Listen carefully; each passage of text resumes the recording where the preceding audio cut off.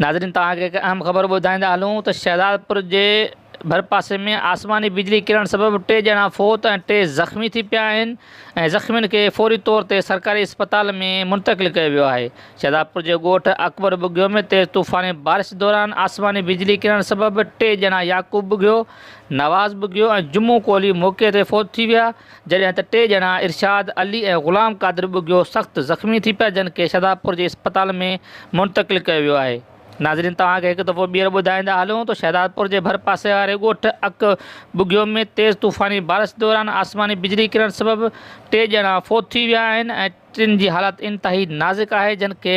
शहजादपुर जे अस्पताल में मुंतक़िल कयो वियो आहे। ॿिए तरफ़ सांगड़ शहर में खजी जे वण ते आसमानी बिजली किरण सबबि सांगड़ शहर में ख़ौफ़ वारी सूरत पैदा थी वई आहे।